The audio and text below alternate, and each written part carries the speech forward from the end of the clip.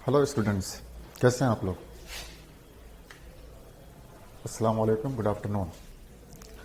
आज हम Jharkhand SSC special Urdu लेकर के आए हैं और एक फ्रेश बैच शुरू किया हमने मोबीशाला पे।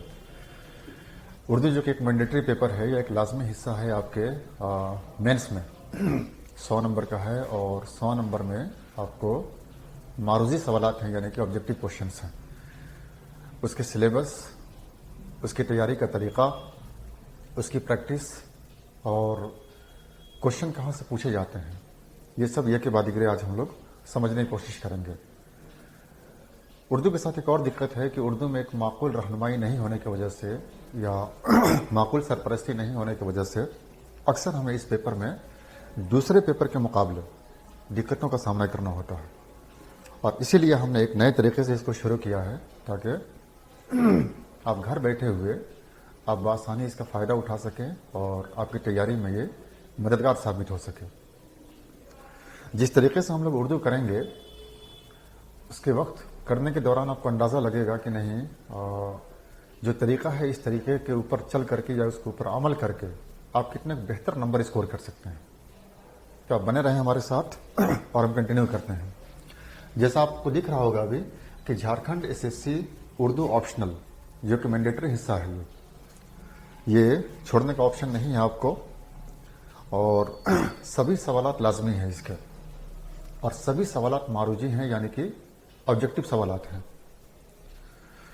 अब एक एक करके इसके सिलेबस को हम लोग समझते हैं कि जैसे जो यूजुअली पेपर 2 में जो रीजनल लैंग्वेज है, रीजनल लैंग्वेज में से जिनमें से उर्दू भी एक है और इसके अलावा दिगर ऑप्शनल्स हैं या दिगर लैंग्वेजेस हैं।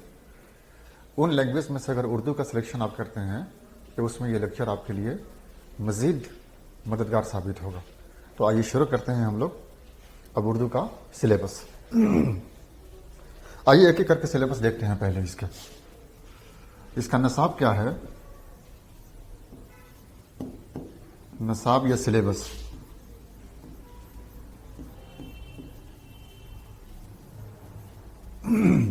सिलेबस सबसे पहला नसरी हिस्सा है, सबसे पहला नसरी हिस्सा है इसका।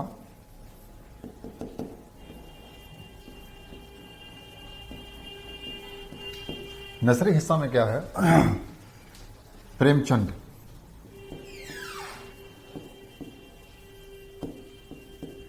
प्रेमचंद का कफन। दो में देखते हैं हम लोग सादत हसन मिंटो, यानी कि मुख्तसर में हम लोग लिखते हैं मिंटो, और मिंटो का है नया कानून।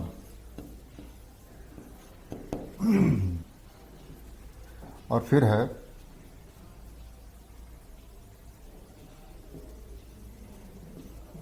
रुस्वा का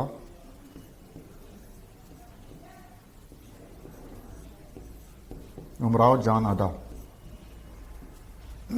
और इसके अलावा है इलियास अहमद गद्दी,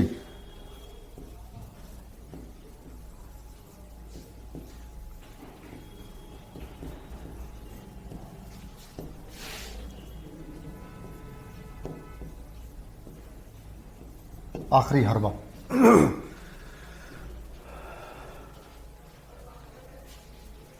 अब हम इसके अलावा देख लेते हैं शायरी का। ये तो नसरी हिस्सा हो गया, अब थोड़ा शायरी का हिस्सा देख लेते हैं हम लोग। इसको इरेज कर देते हैं।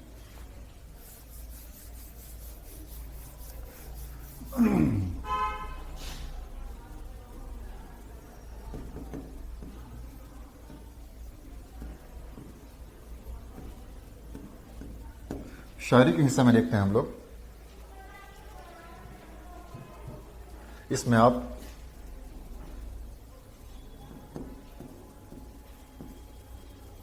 शाद अजीम आबादी,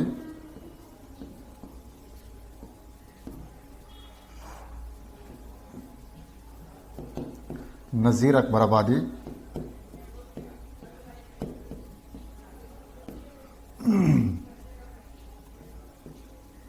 अल्ताफ हुसैन हाली, अल्ताफ हुसैन हाली,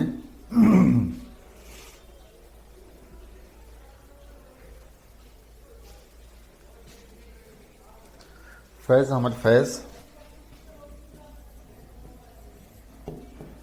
فیض احمد فیض،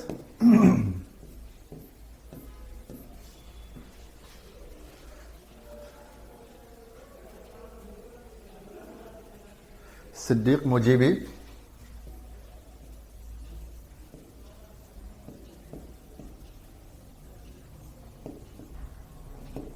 صدیق مجیبی، اور یہ ہو گیا پرکاش فکری۔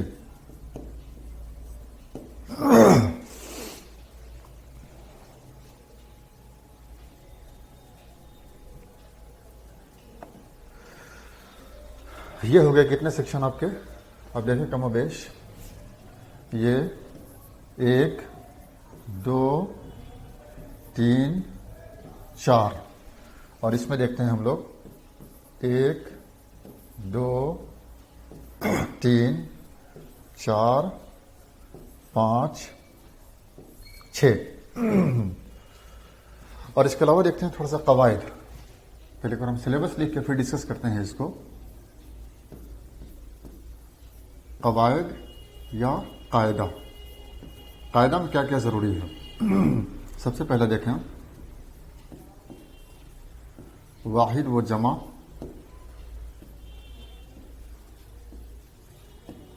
متضاد و مماثلت، پھر ہو گیا مذکر و مؤنث، مذکر و مؤنث، اور ہمانی الفاظ، ہمانی الفاظ یا یکساں الفاظ، یکساں الفاظ۔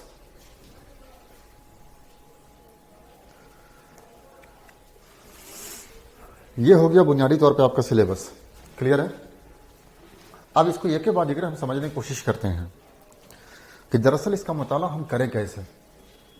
اس کی وجہ کیا ہے کہ سب کے پورے سوالات آپ کے معروضی ہیں، یعنی کہ آبجیکٹو سوالات ہیں۔ آبجیکٹو سوالات ڈسکرپٹیو کے مقابلے کہیں زیادہ مشکل ہوتے ہیں، تو ظاہر سی بات ہے کہ اس کے لیے ایک الگ ٹیکٹ کی یا ایک الگ حکمت عملی کی ضرورت ہوتی ہے کہ جس سے ہم لوگ کم تیاری میں بہتر سے بہتر مطالعہ کر کے اور اچھے نمبرات لا سکیں، یا بہتر سے بہتر نمبر لانے کے امکانات کو ہم بڑھا سکیں۔ تو سوالات کس طرح کے پوچھے جاتے ہیں، کس طرح کے سوالات پوچھے جانے کے امکان ہیں، ہماری حکمت عملی کیا ہوگی، اب ہم ایک ایک کر کے سمجھتے ہیں اس کو۔ ایک دو سوال ہم ڈسکس کر لیتے ہیں تاکہ ایٹ لیسٹ آپ کے لیے آسان ہو جائے کہ دراصل سوالات آتے کیسے ہیں، تاکہ اس کی روشنی میں اگر آپ اس کا مطالعہ کریں گے تو آسان ہو جائے گا۔ جیسے اس سے پچھلے سال جو سوالات پوچھے گئے ہیں اس کا چند لسٹ ہے ہمارے پاس میں، کہ جن میں سے دیکھیں پوچھا گیا ہے کہ پریم چند کا پہلا افسانہ کون سا ہے۔ پریم چند کا پہلا افسانہ کون سا ہے؟ ویسے تو پریم چند کے دنیا بھر کے افسانے ہیں یا ان کے دنیا بھر کے ناولیں ہیں، تو ان میں سے پہلا افسانہ کون سا ہے؟ تو اکثر ہم لوگ کیا کہتے ہیں کہ ان کا پہلا افسانہ کفن ہے، یہ پہلا افسانہ سوز وطن ہے۔ ہم ایسے ٹینٹیٹیولی یا بالکل ایک تفریحی طور پہ ہم بول دیتے ہیں اس کو۔ اس میں 4 آپشن دیا ہے آپ کا، کفن، غبن، سوتیلی ماں، اور دنیا کا سب سے انمول رتن۔ اس کا صحیح جواب ہے کہ دنیا کا سب سے انمول رتن۔ تو جو پڑھنے کا یہ طریقہ ہے کہ سوالات کیسے ہٹ کیے جائیں، یا سوالات کو کیسے ٹارگٹ کیا جائے اتنے سارے ذخیرے کے بیچ میں، اس کی وجہ کیا ہے کہ جب ہم پریم چند کا مطالعہ کرنا شروع کرتے ہیں تو پریم چند اپنے آپ میں ایک ادبی ذخیرہ ہے۔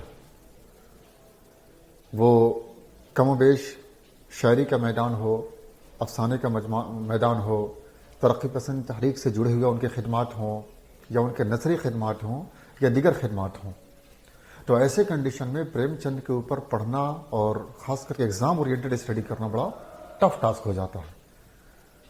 اور اسی لیے اس پلیٹ فارم پہ ہمیں سمبل ہوئے ہیں تاکہ بآسانی آپ اس کی تیاری کر سکیں اور اچھے سے اچھے نمبر لا کر کے آپ کامیابی حاصل کر سکیں.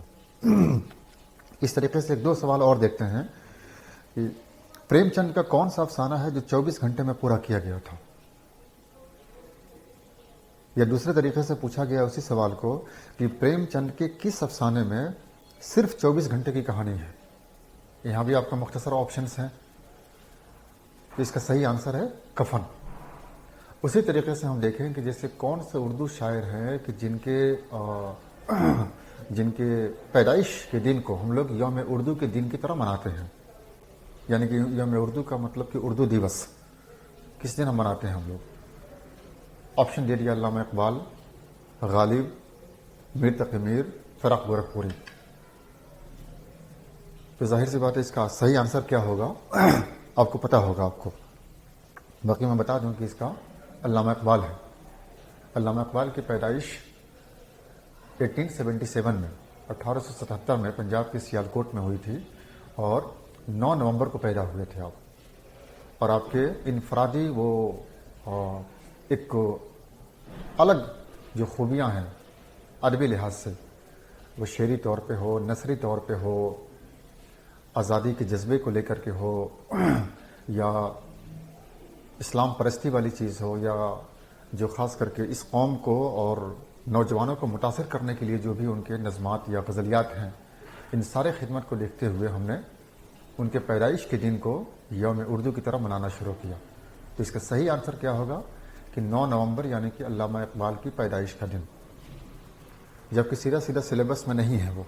اگر ہم ظاہری طور پہ سلیبس دیکھیں جو پیچھے لکھا گیا ہے تو اس میں علامہ اقبال شامل نہیں ہے, لیکن اس کے باوجود بھی چونکہ ایک مشہور شخصیت ہیں اردو ادب کے, اس لیے اس امکان سے انکار نہیں کیا جا سکتا ہے کہ سوالات ان سے نہیں پوچھے جائیں گے.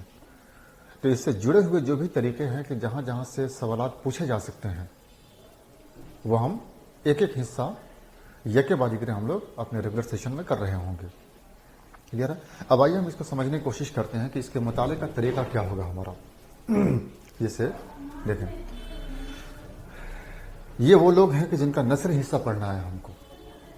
نثری حصہ سے کیا مراد ہوا کہ سب سے پہلے ہم سمجھتے ہیں کہ نثر میں اور شاعری میں کیا فرق ہے. ہم یہ مان کے چلتے ہیں کہ نہیں کہ بالکل بنیادی نالج ہے آپ کو یا بنیادی واقفیت ہے, لیکن اسی میں ہم لوگ ایڈ آن کرتے ہوئے چلتے ہیں کہ شاعری میں اور نثر میں کیا فرق ہے, کیا تفریق ہے. پھر ظاہر سی بات ہے کہ سمپل طریقے سے اس کو کہ نثر کو ہم لوگ انگلش میں پروز کہتے ہیں اور شاعری کو پوئٹری کہتے ہیں. شاعری کی مختلف اصناف ہیں یا مختلف صنفیں ہیں. مثلا غزل ہو, نظم ہو, نظم میں دو حصے ہو گئے یعنی کہ نظم آزاد اور نظم معرہ, اور اسی طریقے سے قصیدہ ہو, رباعی ہو, مرثیہ ہو, اور پہیلیاں ہوں, گیتیں ہوں, قطعیات ہوں یا دیگر صنفیں ہوں, یہ سب کے سب شاعری کے دائرے میں آتی ہیں. اور شاعری کے لیے ایک بنیادی شرط کیا ہے کہ ایک خاص پابندی کے ساتھ اس کو لکھا جائے. ایک خاص طریقہ کار ہوتا ہے اس کے لکھنے کا. اگر اس انداز میں ہم نہیں لکھتے ہیں تو پھر وہ شاعری کے بجائے نثر کہلاتا ہے. اور جیسے ہم نے کہا آپ کو کہ شاعری کی مختلف قسمیں ہوتی ہیں, جیسے کہ غزل, قصیدہ, مرثیہ, رباعی, مثنوی و دیگر, اسی طریقے سے نثر کی بھی مختلف صنفیں ہوتی ہیں, جیسے ناول, افسانہ, مختصر داستان, اس کے علاوہ خاکہ, انشائیہ, مکتوب, سماح نگاری و دیگر. ایک سوالات اس پہ بھی آ سکتا ہے آپ سے کہ 2-3 آپشن دے دیا اس طرح کا, جیسے کہ ناول دے دیا, اس کے علاوہ کہ افسانہ دے دیا, خاکہ دے دیا, انشائیہ دے دیا, کہ یہ سب کس کے مثال ہیں یا کن کی خوبیاں ہیں. یہ اردو ادب کی نثری خوبیاں ہیں یا اردو ادب کی شعری خوبیاں ہیں. تو ان خوبیوں کو سمجھنے کے لیے ہم ایک ایک کر کے یک بعد دیگر مطالعہ کریں گے اس کا. نثر سے بنیادی طور پر مراد کیا ہے کہ ایک ایسی صنف کہ جس صنف میں شاعری والی خوبی نہیں ہو.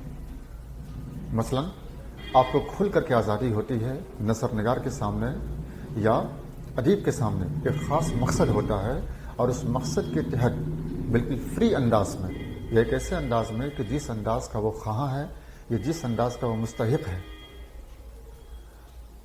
وہ لکھنا شروع کرتا ہے. اس کا قطعی مطلب نہیں کہ اس میں شاعری والی خوبیاں نہیں ہوتی ہیں، وہ گاہے بگاہے اس میں شاعری سے کام چلا سکتا ہے اور شاعری کا استعمال کر سکتا ہے. اور ایسی نثریں اردو ادب کے اندر، ایسی نثریں کہ جہاں شعری خوبیاں پائی جاتی ہوں، ہمارے پاس اس کے موجودہ اس کے نمونے موجود ہیں. جیسے ہم ابوالکلام آزاد کی ایک نثر دیکھ لیں، غبار خاطر. اسی طرح میر تقی میر کا باغ و بہار دیکھ لیں، مرزا غالب کا خطوط غالب دیکھ لیں، اودھ ہندی یا اردو معلیٰ دیکھ لیں. اور اس طریقے سے جو دیگر ہم مشہور نثری کتابیں دیکھتے ہیں، ان میں شعری خوبیاں گاہے بگاہے ہم کو مل جاتی ہیں. تو بنیادی طور پہ یہ کہ نثر سے مراد کیا ہوا کہ جو شاعری سے الگ ہو اور جس میں ایک فری انداز میں، ایک بالکل آزادانہ رویے سے یا ایک آزادانہ ماحول میں ایک خاص مقصد کے تحت جو بھی چیزیں بیان کی جائیں اسے ہم لوگ نثر کہتے ہیں. اور نثر میں سب سے پہلے ہم لوگ سمجھنے کی کوشش کرتے ہیں منشی پریم چند کو. جیسا کہ نام سے ظاہر ہے کہ منشی پریم چند، ان کے بہت سارے ناولیں بھی ہیں اور بہت سارے افسانے بھی ہیں. ایک ایک کر کے سمجھتے ہیں ہم لوگ. اور پہلے ہم ایک اوور ویو آپ کے سامنے رکھتے ہیں اور اس کے بعد ہم ایک ایک کر کے کہ دراصل ہمارے پڑھنے کا طریقہ کیا ہوگا کہ جس سے ہم کم وقت میں بہتر سے بہتر سوالات کو ٹارگیٹ کر سکیں یا بہتر سے بہتر نمبر اسکور کر سکیں. ایک پہلے سلیبس کا اوور ویو دیکھیں. پہلے سب سے پہلے ایگزام کے سلیبس کا نیچر دیکھیں کہ نیچر کس طرح کا ہے، اور نیچر کے بعد اس کی خوبیاں یعنی کہ اس کی کریکٹرسٹکس. اور پھر اس طریقے سے اگر ہم مطالعہ کرتے ہیں تو چیزیں ہمارے لیے آسان سے آسان تر ہو جاتی ہیں. کلیئر ہے؟ وہ ایک شعر یاد آ رہا ہے نا مجھے کہ کوشش جو کی تو چلنا مجھے خود ہی آ گیا. کوشش جو کی تو چلنا مجھے خود ہی آ گیا. بیساکھیوں کا ہم نے سہارا نہیں لیا. اس نے انا کو بیچ کے دولت خریدی ہے. ہم نے کبھی ضمیر کا سودا نہیں کیا. انا دہلوی کا بہت ہی مشہور شعر ہے یہ. تو کوشش کریں آپ میرے ساتھ. اب دیکھیں، ہم نے کہا کہ نہیں کہ منشی پریم چند کا یہ سب سے مشہور افسانوں میں سے ایک افسانہ ہے کفن. اور کیوں اس کو شامل کیا گیا ہے؟ تو شامل کرنے کے پیچھے کچھ وجوہات ہیں کہ اپنے آپ میں ہم کہہ سکتے ہیں کہ ان کی تخلیقی اور ان کی فنی بصیرت کا معجزہ ہے یا مظاہرہ ہے اس کے اندر. 1935 میں اس کو فنش کیا گیا کفن کو، اور 1936 میں ان کی آخری ناول گودان کو شائع کیا گیا. اور 1936 میں آپ نے ترقی پسند تحریک کی صدارت بھی کی لکھنؤ میں. اس کے اوپر بھی ایک سوال ہے کہ ادب کے حسن کا معیار بدلنا چاہیے. ادب کے حسن کا معیار بدلنا چاہیے، یہ قول کس کا ہے؟ اس میں آپشن دیا ہوا منشی پریم چند، فیض احمد فیض، فراق گورکھپوری، ناصر قاسمی. تو جن لوگوں نے ڈھنگ سے مطالعہ کیا ہے ان کو پتہ ہوگا کہ اس طرح کا نظریہ کس کا تھا کہ ترقی پسند تحریک کی جب شروعات ہندوستان میں ہوئی تو اس کی پہلی کانفرنس لکھنؤ کی سرزمین پر 1936 میں ہوئی، اور جس کی صدارت منشی پریم چند نے کی. تو منشی پریم چند نے اس کی صدارت کے دوران اردو کا خاکہ پیش کیا کہ دراصل اردو ہونا کیسے چاہیے، اردو ادب کا صحیح حق یا اردو ادب کا صحیح مقصد کیا ہونا چاہیے. تو ان بریف یہ کہا انہوں نے کہ اب وقت ایسا آ گیا ہے کہ ادب میں حسن کا معیار بدلنا چاہیے. اور اس کے اوپر ایک سوال پوچھ لیا گیا. ایک اور سوال ہے منشی پریم چند سے جڑا ہوا کہ ترقی پسند تحریک کی صدارت ان میں کس نے کی؟ تو 3-4 آپشنز دیے گئے ہیں جن میں سے صحیح آنسر ہے کہ 1936 میں لکھنؤ میں منشی پریم چند نے کی. اب اگر ہم سیدھا سیدھا دیکھیں تو منشی پریم چند کا ہمیں پڑھنا ہے افسانہ کفن. تو اس طرح کے سوالات کی توقع ہم کو قطعی نہیں ہوتی ہے، لیکن آپ قطعی مت بھولیں کہ یہ ایک ایکیڈمک ایگزام نہیں ہے، یہ ایک کمپٹیٹیو ایگزام ہے. اور ظاہر سی بات ہے کہ اس ایگزام میں آپ کے ایک ڈفرینٹ اسکل کو یا جو ڈفرینٹ ڈسٹنکٹ ہے آپ کا ایک انسٹنکٹ، ناٹ ڈسٹنکٹ، کہ جو ایک دم ڈفرینٹ انسٹنکٹ ہے آپ کا، اس کو آئیڈینٹیفائی کرنا ایگزامنر کو کہ آپ دوسروں کے مقابلے الگ کیسے ہیں. ہم آپ کا سلیکشن کیوں کریں؟ کوشش دوسرے لوگوں نے بھی کی ہے، اردو آپشنل لازمی پیپر کے طور پہ دوسرے لوگوں نے بھی آپٹ کیا ہے. تو آپ کے اندر وہ کون سی خوبیاں ہیں کہ ہم آپ کا سلیکشن کریں؟ تو اس کا مطلب کہ جب ہم اسٹڈی کریں گے تو ایک براڈر ڈائمینشن سے، یعنی کہ منشی پریم چند سے جڑی ہوئی وہ تمام معلومات جہاں سے سوالات کے امکانات ہیں اور جہاں سے قریب یا بعید میں سوالات پوچھے جاتے رہے ہیں یا پوچھے جانے کے امکانات ہیں، تاکہ کوشچن چھوٹنے کا کوئی سوال ہی پیدا نہیں ہو۔ کلیئر ہے؟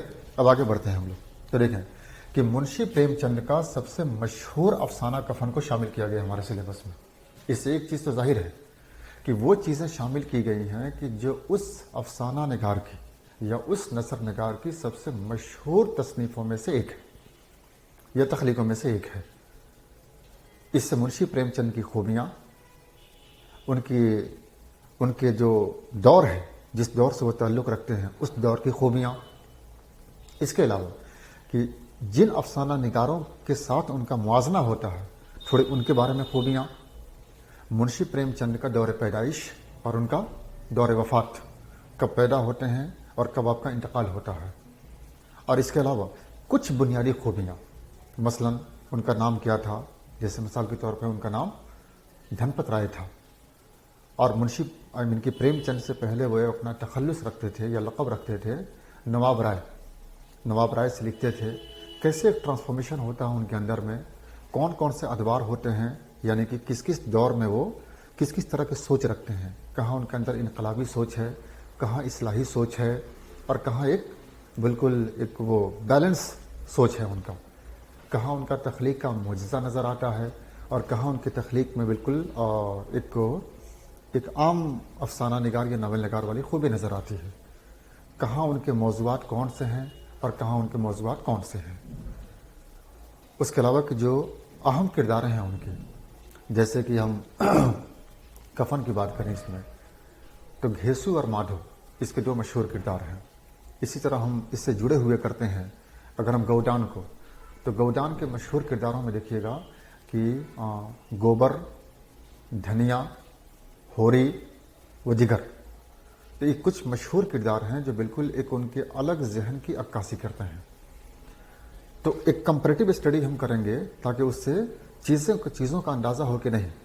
مثال کے طور پہ اگر یہ پوچھ دیا گیا کہ 1935 میں ان کی افسانہ کفن ہے، 1936 میں کیا لکھا انہوں نے، یا اس سے جڑا ہوا یہ پوچھ لیا گیا کہ گودان ان کے کب کی تصنیف ہے، یہ ایک اور سوال بن سکتا ہے کہ گودان ان میں سے کیا ہے، جیسے افسانہ، ناول، خاکہ، سماح۔ اب پھر ویسے کنڈیشن میں مشکل ہو جائے گا آپ کو کرنا۔ تو پہلے تو کنسیپچل کلیئرٹی ہونی چاہیے آپ کو کہ دراصل یہ ہے کیا، اور اگر یہ آئیڈینٹیفائی ہو گیا کہ اگر یہ افسانہ ہے تو افسانے کی خوبی کیا ہے، ہم کس سے افسانہ کہیں گے، تو یہاں افسانے کی مختصر تعریف، افسانے کی مختصر اجزائے ترکیبی، یعنی کون کون سے تراکیب ہیں۔ جیسے ہم غزل کے بارے میں کہیں تو غزل میں ہو گیا آپ کا کہ مقطع، حسن مطلع یا مطلع ثانی، ردیف و قافیہ، بحر یا وزن، اور اس کے علاوہ ہم نے آخری میں کہا کہ مقطع، شروع میں تو مطلع ہو گیا اور بعد میں ہم نے مقطع کہہ دیا، یعنی کہ جس شعر میں شاعر اپنا تخلص یا لقب بیان کرتا ہے، تو ایک بنیادی طور پہ یہ غزل کی اجزائے ترکیبی ہو گئے۔ اسی طریقے سے اگر ہم افسانے کی اجزائے ترکیبی کریں تو اس سے کیا مراد ہوگا ہمارا، جیسے مثلاً کہ سب سے پہلے خاکہ ہو، خاکہ کے ساتھ میں کردار نگاری ہو، منظر نگاری ہو، اور اس کے علاوہ کہ ایک مقاصد کی عکاسی ہو یا کسی موضوعات کی عکاسی ہو، اس کے علاوہ کہ ایک بہتر اختتام ہو۔ اس طریقے سے بنیادی طور پہ ہم پورا سیکشن کور کریں گے کہ نہیں کہ اگر منشی پریم چند کا کفن ہے تو پہلے کہ منشی پریم چند کے بارے میں چند معلومات، جیسے ان کی پیدائش، ان کی موت، ان کے مشہور تصنیفات، اور جس میں سے افسانہ، ناول یا کوئی اگر دیگر تصنیف ہے ان کی تو وہ، اس کے علاوہ کفن کی خصوصی طور پہ، اور 1936 میں لکھے گئے دیگر افسانوں کی بھی، کہ 35 میں لکھے گئے دیگر افسانوں کی بھی، افسانہ کفن کے مختلف کردار، اور خصوصی طور پہ وہ کردار جو ہمیں آج بھی متاثر کرتے ہیں، ان کرداروں کی تھوڑی سی خوبیاں۔ اسی طریقے سے جب ہم یہ افسانہ کریں گے یعنی کفن، تو کفن کے بارے میں کہ کفن کی بنیادی خوبی کیا ہے. تو اس طریقے سے ہمارا آنسر کمپلیٹ ہوگا. ان کا سب سے پہلا افسانہ، ان کا سب سے آخری افسانہ، کفن کس درجے کا افسانہ ہے، کفن میں کس طرح کی عکاسی کی گئی ہے. منشی پریم چند کا دیگر افسانہ نگاروں سے مقابلہ اگر کیا جائے تو منشی پریم چند کا مقام کیا ہے. تو یہ ایک نظریہ ہوگا اوور آل پڑھنے کا. پلس اس میں ایڈ آن یہ ہوگا کہ جو افسانہ ہے، افسانے کی خوبی کیا ہے، افسانے کی تعریف کیا ہے، اس کی اجزائے ترکیبی کیا ہے. تو جب ان تین زاویوں سے ہم اسٹڈی کرتے ہیں پھر یہ اسٹڈی ہمیں ایک صحیح نمبر کی طرف گامزن کرتی ہے اور پھر وہاں سلیکشن کے چانسز ہمارے پرومیننٹ ہو جاتے ہیں. جنرلی کہا جاتا ہے کہ instead of giving 10% for 10 years why not to give 100% a year. کہ تھوڑا تھوڑا محنت ہر سال کرنے سے بہتر ہے کہ ایک ہی بار بہت بہتر محنت ہو. کلیئر ہے؟ اس بات کا خصوصی طور پہ آپ لوگ دھیان رکھیں گے کہ جو طریقہ میں ڈسکس کرنے جا رہا ہوں اسی طریقے پہ چل کے آپ کا سلیکشن ہو سکتا ہے. کیونکہ سلیکشن کے لیے صحیح طریقہ اور محنت کا کوئی سبسٹیچیوٹ نہیں ہے، اور آپ کو یہی حکمت عملی اور یہی طریقہ اپنانا ہوگا اچھے نمبر سے اور پہلی کوشش میں کامیابی حاصل کرنے کے لیے. اور آگے دیکھتے ہیں ہم لوگ کہ اسی طریقے سے کہ جو دوسرا ہے نیا قانون، دوسرا افسانہ سعادت حسن منٹو کا نیا قانون. سعادت حسن منٹو کے بہت سارے افسانے ہیں پر اسی افسانے کو شامل کیا گیا ہے. سعادت حسن منٹو کس دور سے تعلق رکھتے ہیں، ان کی جائے پیدائش کیا ہے، کس جگہ پیدا ہوئے تھے، اب کب پیدا ہوئے تھے اور کب انتقال ہوئے تھے. اس کے علاوہ جو ان کے مختصر مشہور افسانے ہیں وہ کیا ہے، کچھ بنیادی خوبی ہے تو وہ کیا ہے، اور نیا قانون کے بارے میں تھوڑا سا. تو ایک بنیادی طریقے سے ان تین زاویوں سے جب ہم مطالعہ کرتے ہیں تو پھر ہمارا پریپریشن کمپلیٹ ہو جاتا ہے. اور تھرڈ میں دیکھیں کہ مرزا ہادی رسوا، ان کا ہے امراؤ جان آدھا. یہ کیا ہے امراؤ جان آدھا؟ پوچھ لیا گیا کہ امراؤ جان آدھا ناول ہے، افسانہ ہے، سماع ہے یا خاکہ ہے. دوسرا سوال ان سے پوچھا گیا ہے اس کو لے کر کے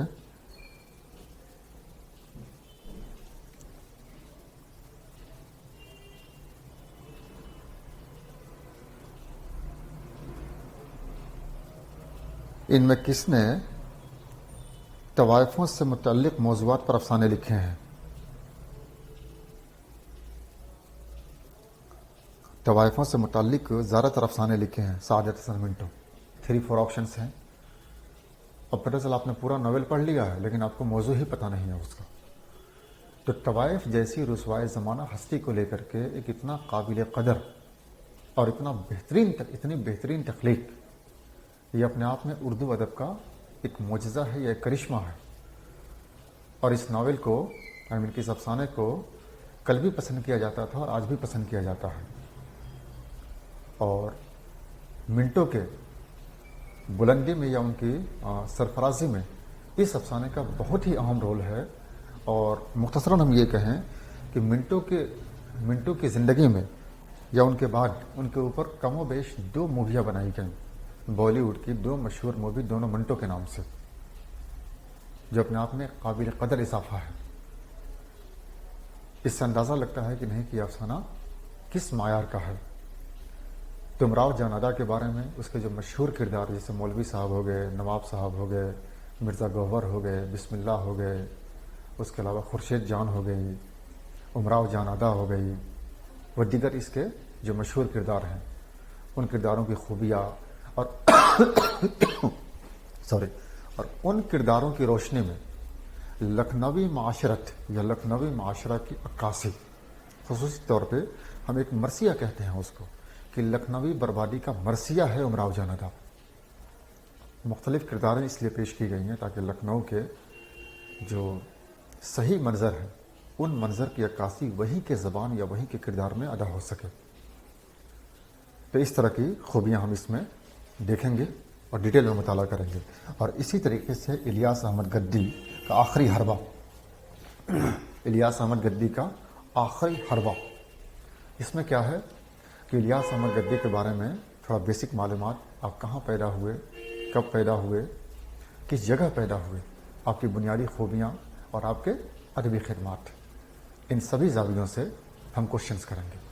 और इन पूरे सेक्शन को करने के बाद मैं बताऊंगा कि सवालात कैसे पूछे जाते हैं और किस सेक्शन का वेटेज कितना है इसमें।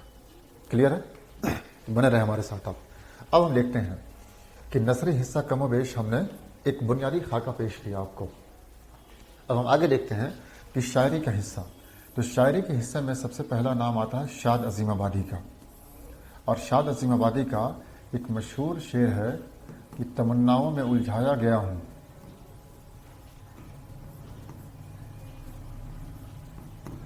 तमन्नाओं में उलझाया गया हूँ, खिलौने दे के बहलाया गया हूँ, खिलौने दे के बहलाया गया हूँ। दिले मुस्तर से पूछ है रौनक बज़्म, हाँ कहाँ से किस जगह मैं लाया गया हूँ। और कुजा में, और है कुछ इस तरह का कि कुजा में और कुजा ऐ शाद, कहाँ से किस जगह लाया गया हूँ, या इस गली से मुद्दतों आया गया हूँ। ये पूरी उनकी गज़ल है। तो शाद अजीमाबादी की खूबियाँ और ख़ुसूसी तौर पे इन अशार की या इन गज़ल के हवाले से क्लियर है कि शाद अजीमाबादी मिसाल के तौर पे अजीमाबाद में पैदा हुए, वहीं आपका इंतकाल हुआ, आपके कौन से अरबी खिदमात हैं। ये गज़ल जो उर्दू में पेश है, इस गज़ल से मुतल्लिक़ या इस गज़ल से वाबस्ता आपकी अदबी व शेरी ख़ुसूसियात या आपकी इनफरादी ख़ुसूसियात, इनफरादी खूबियाँ, वह हम जानने की कोशिश करेंगे जब हम इसको सेपरेटली कर रहे होंगे। तो इसी तरीके से देखते हैं कि नज़ीर अकबर आबादी को, नज़ीर अकबर आबादी को इनका है मुफलिसी, जिस तरह इनका शाद अजीमाबादी का है कि तमन्नाओं में उलझाया गया हूँ, खिलौने दे के बहलाया गया हूँ, दिले मुस्तर से पूछ है रौनक बज़्म, कहाँ से किस जगह आया या लाया गया हूँ। वो एक बार हम देख लेंगे इसको। और नज़ीर अकबर आबादी का, जिनको फादर ऑफ नज़्म कहा जाता है, इतना बेहतर नज़्म इन्होंने लिखे हैं और एक अलग रवायत की पासदारी करते हैं। जब अक्सर जब हम लोग स्कूल की बात करते हैं या दबिस्तान की बात करते हैं, तो दबिस्तान से मुराद दिल्ली दबिस्तान, पहले सबसे पहले दक्कनी दबिस्तान, फिर दिल्ली दबिस्तान और फिर लखनवी दबिस्तान। इसी तरीके से जब हम तहरीक की बात करते हैं तो तहरीक में लखनवी तहरीक, तरक्की पसंद तहरीक, अलीगढ़ तहरीक और जदीदियत व माबाद जदीदियत की तहरीक वगैरह वगैरह। तो नज़ीर अकबर आबादी एक तरह शख्स है कि जो बराह रास्त या बिलवास्ता, यानी कि डायरेक्ट और इनडायरेक्ट, किसी भी सच तहरीक से या दबिस्तान से नहीं जुड़े हुए हैं, बल्कि बिल्कुल मुख्तलिफ तरीक़ों के वो शयदाई हैं या उसके पासदार हैं। तो उनके कौन कौन से खिदमात है, उस खिदमात का मुआजना हम लोग यहाँ करेंगे या उसका मुताला करेंगे। मुफलिसी जो कि हमारे सिलेबस का हिस्सा है, मुफलिसी के साथ साथ आदमी नामा, बंजर नामा व दीगर उनकी नज़मी व गज़ली खुसूसियात का मुताला हम करेंगे। किस बुनियाद पर उन्हें फादर ऑफ नज़्म कहा जाता है, वो कौन सी ऐसी खूबियाँ हैं, और आपकी पैदाइश और आपकी मौत व दीगर आपके अदबी खिदमात का मुताला हम लोग उनसे जुड़े हुए स्पेशल लेक्चर में कर रहे होंगे हम लोग। और आगे देखते हैं कि अल्ताफ़ हुसैन हाली का, अल्ताफ़ हुसैन हाली का है वलादत नबी, वलादत नबी सल्लल्लाहु अलैहि वसल्लम।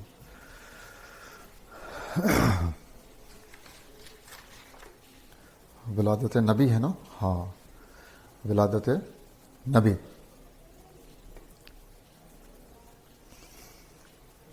मौलाना अल्ताफ़ हुसैन हाली का शुमार मुख्तलिफ़ हैसियतों से होता है। उर्दू अदब में आपकी अहमियत मुख्तलिफ़ हैसियतों से है। एक तो आपकी इनफरादी हैसियत है और दूसरा